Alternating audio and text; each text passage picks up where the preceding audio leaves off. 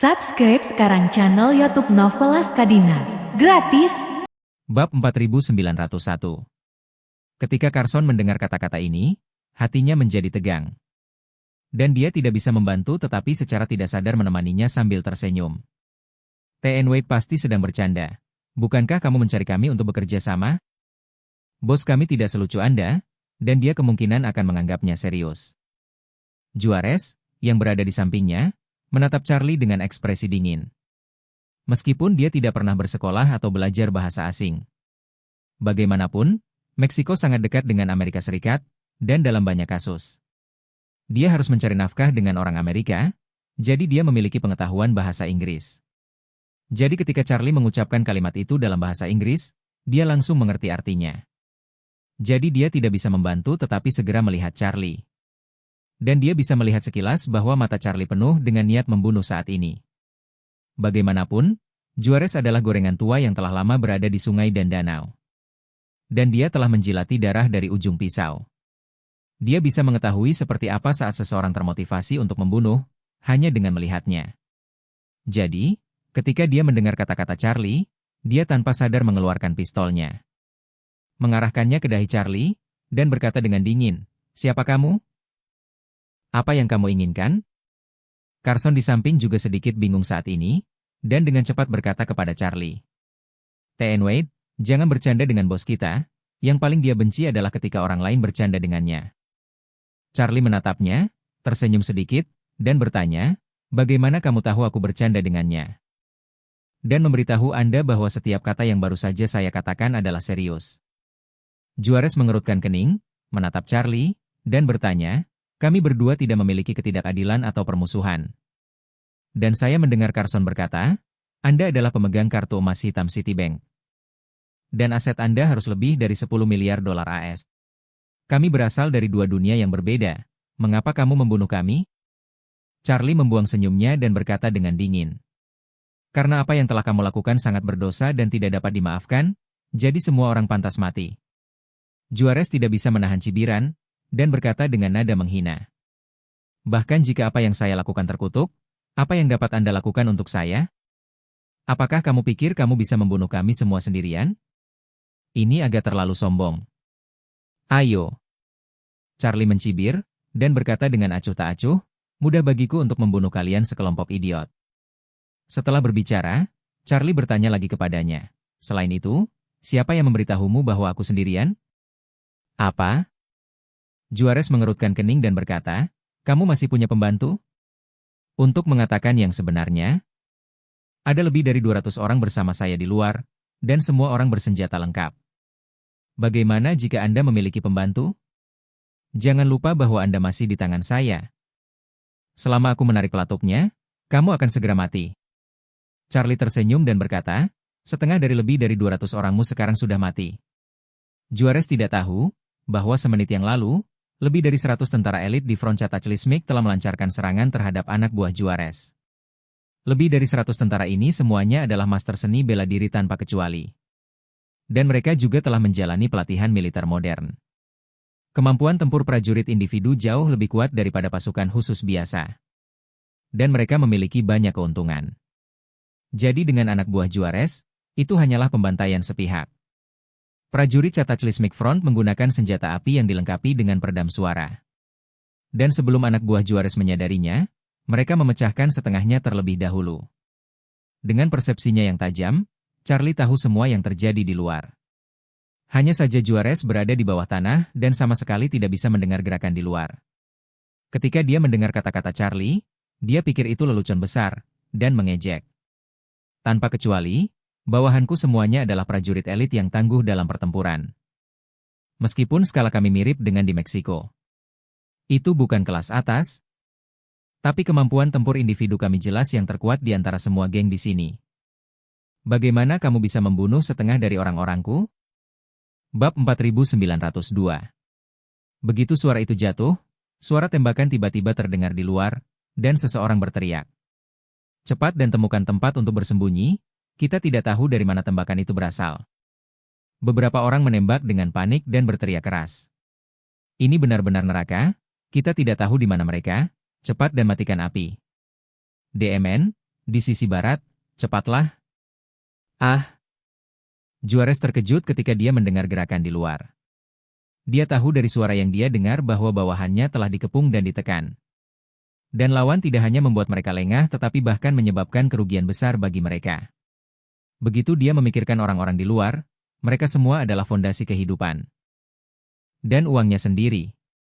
Tapi sekarang mereka dibantai oleh musuh yang tidak dikenal.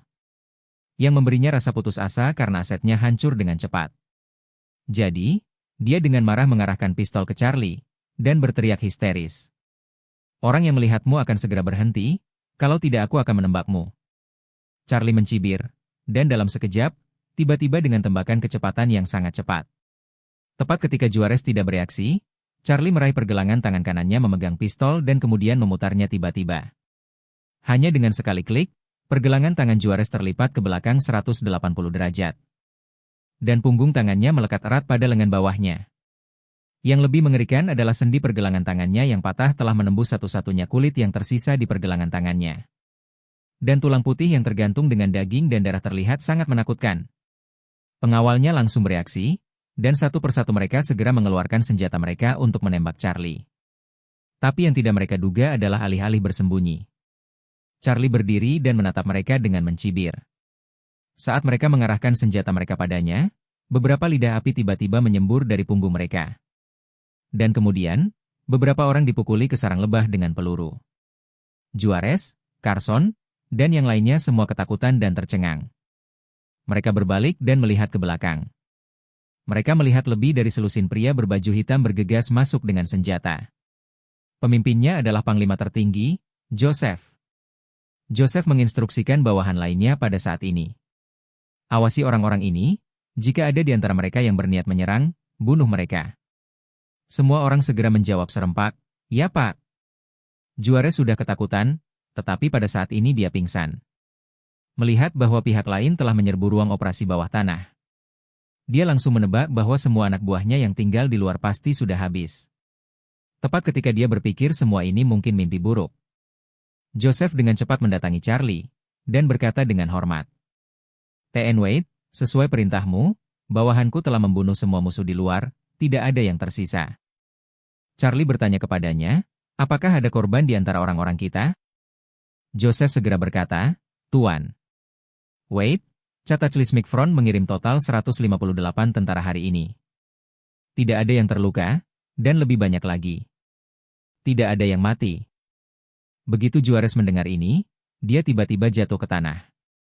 Dia menatap Charlie dengan ketakutan di wajahnya, dan berkata, "Kamu, apakah kamu dari Front Cataclysmic?"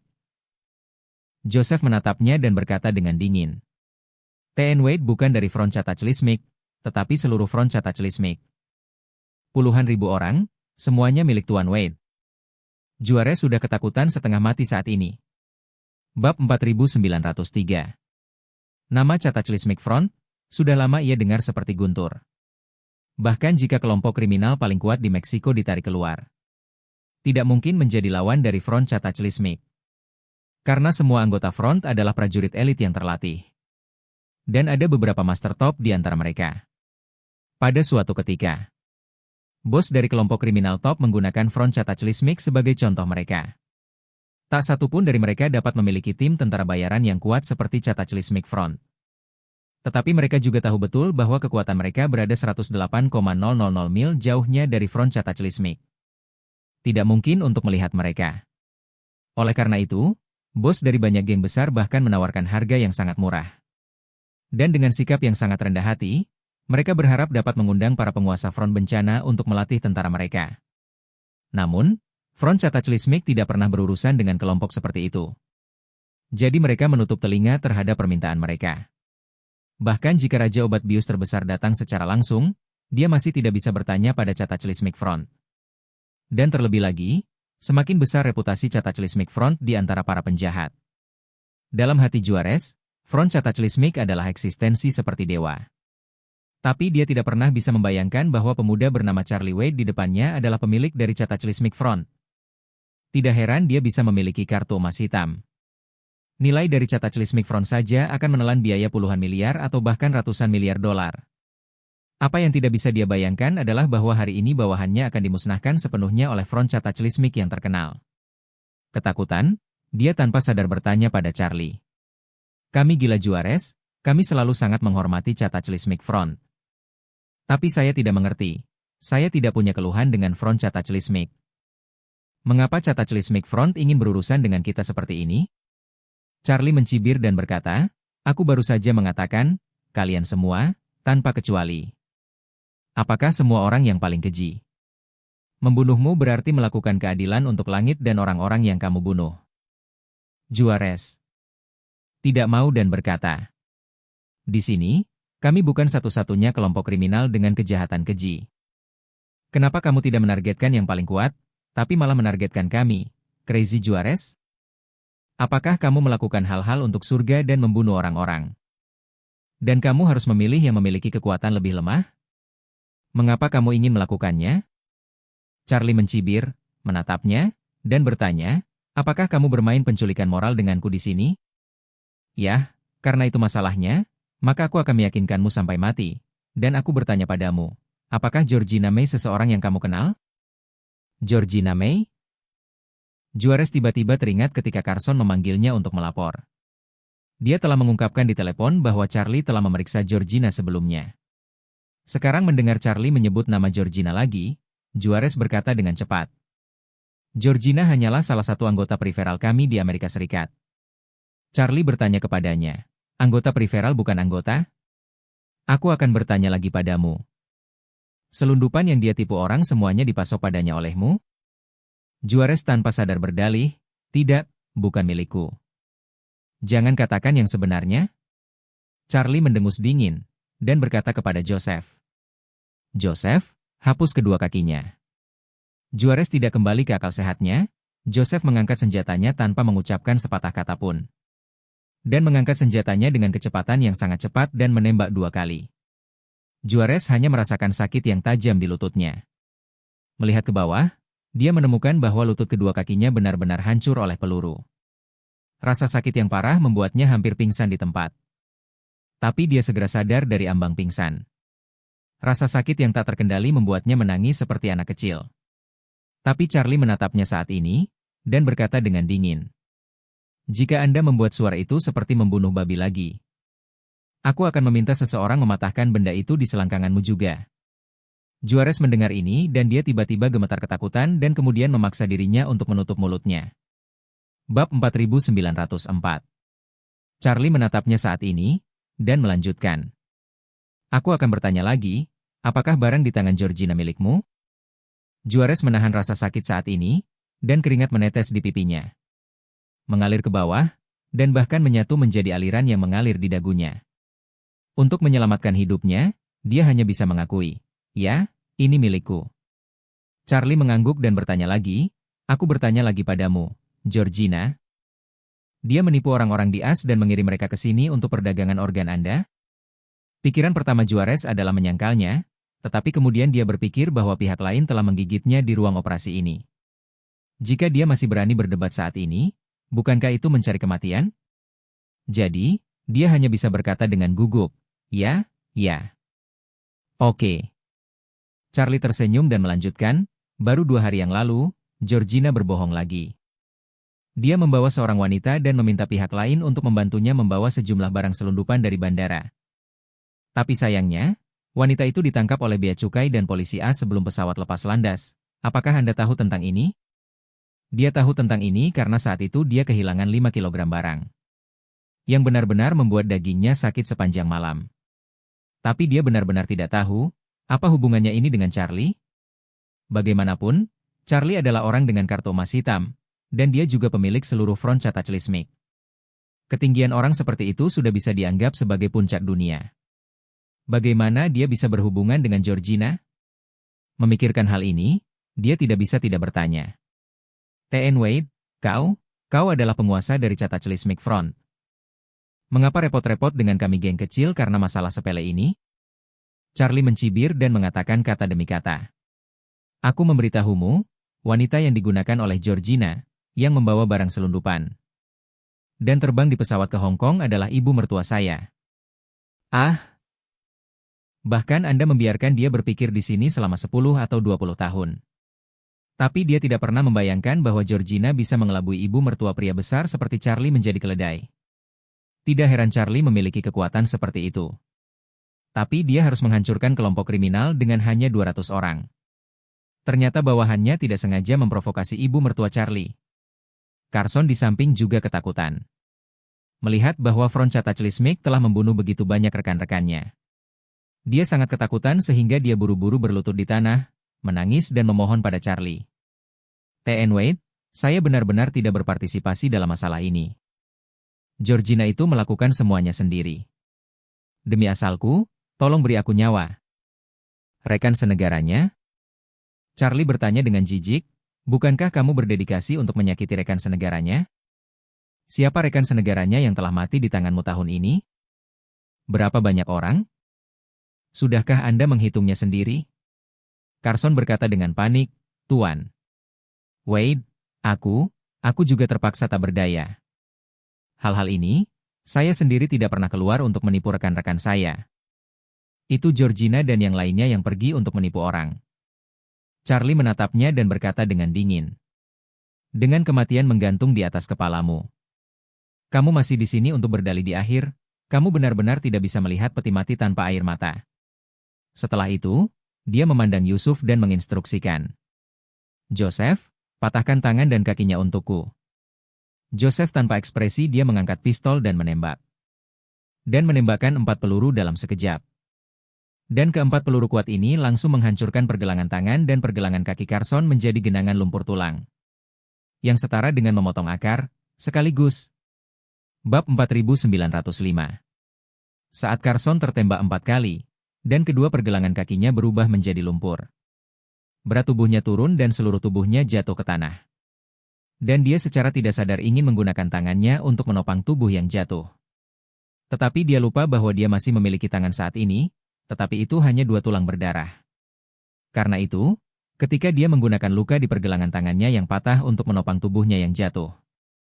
Gravitasi yang sangat besar membawa kejutan dan rasa sakit pada kedua pergelangan tangannya. Dan rasa sakit ini membuatnya merasa seperti ikan yang baru saja ditangkap. Dia berkibar di tanah dengan putus asa, berteriak tanpa henti. Semburan darah menyembur kemana-mana saat dia berjuang keras. Nathan, yang berada di sebelahnya, berlumuran darah Carson karena dia terlalu dekat. Ini membuatnya sangat ketakutan sehingga kakinya menjadi lemah, dan dia tidak bisa menahan diri untuk berlutut di tanah. Meskipun Carson kesakitan yang tak tertahankan, dia masih berjuang dan memohon pada Charlie. T.N. Wade, kamu lihat aku sia-sia sekarang. Saya mohon Anda memaafkan saya atas kenyataan bahwa saya berusia 60-an tahun ini. Tolong selamatkan anjing ini hidup. Charlie mengerutkan kening, dan bertanya kembali, jika orang-orang yang telah disiksa olehmu begitu lama. Jika mereka berlutut dan memohon padamu untuk menyelamatkan nyawa mereka? Jika demikian, maukah Anda? Bagaimana Anda akan melakukannya sekarang? Carson tidak tahu bagaimana menjawabnya. Selama bertahun-tahun, banyak orang telah meninggal di tangannya. Hampir setiap korban akan berlutut di tanah, memohon padanya untuk hidup mereka. Tapi dia tidak pernah lembut pada siapapun. Memikirkan betapa kejamnya dia selama ini, Carson tampaknya mampu meramalkan masa depannya. Dia tahu dalam hatinya bahwa dia pasti akan mati hari ini. Pada saat ini, Charlie berkata, jika aku hanya membunuhmu, aku pikir orang-orang tak bersalah yang telah dibunuh olehmu. Mereka pasti akan merasa bahwa itu tidak cukup untuk menghilangkan kebencian. Agar kamu dapat yakin bahwa setelah kamu mati, aku akan terus membuat kamu membayar hutang berdarah. Carson sedikit tercengang ketika mendengarnya karena dia benar-benar tidak mengerti. Jika dia mati, bagaimana mungkin Charlie terus membiarkan dia membayar hutang darahnya? Dia tidak bisa merobek dirinya menjadi puluhan ribu keping? Tepat di dalam hatinya, ketika dia bingung, Charlie membuka mulutnya dan berkata kepada Joseph. Joseph, selidiki semua informasi latar belakangnya, cari tahu semua anggota keluarga dekatnya. Dan kemudian selidiki lagi anggota keluarga dekat yang telah memiliki rekening keuangan dengannya selama bertahun-tahun. Selama setiap orang dewasa di keluarga dekatnya menghabiskan uang hitam yang dia peroleh. Ikat orang itu dan kirim dia ke Suriah, tidak ada perbedaan antara pria dan wanita. Saya ingin membuat mereka bekerja di Suriah selama sisa hidup mereka untuk membayar hutang darah ini. Joseph berkata dengan hormat tanpa ragu-ragu. Oke, Tuan Wade, bawahan Anda akan mengatur seseorang untuk mulai menyelidiki. Ketika Carson mendengar ini, dia menangis. Dia hampir sama dengan Georgina dan Kaiden. Mereka sendirian untuk menghasilkan uang dan menghidupi keluarga besar di rumah. Namun, dia lebih kuat dari Georgina dan Kaiden dalam arti bahwa dia telah mendapatkan uang untuk membawa keluarganya ke Amerika Utara dan berhasil memperoleh kewarganegaraan Kanada. Dia memiliki 3 anak laki-laki. Yang tertua berusia 30-an. Dia saat ini bekerja di sebuah perusahaan multinasional di Toronto. Dia sudah memulai sebuah keluarga. Meskipun putra-putra ini bukan bakat luar biasa. Mereka semua berhasil menyelesaikan universitas berkat sumber daya pendidikan tinggi per kapita di negara-negara barat. Dan kemampuan ayah mereka untuk menghasilkan uang bagi mereka tanpa gangguan. Menurut rencana yang baru saja dikatakan Charlie, ketiga putra Carson harus bekerja di Suriah selama sisa hidup mereka untuk membayar hutang darah untuknya.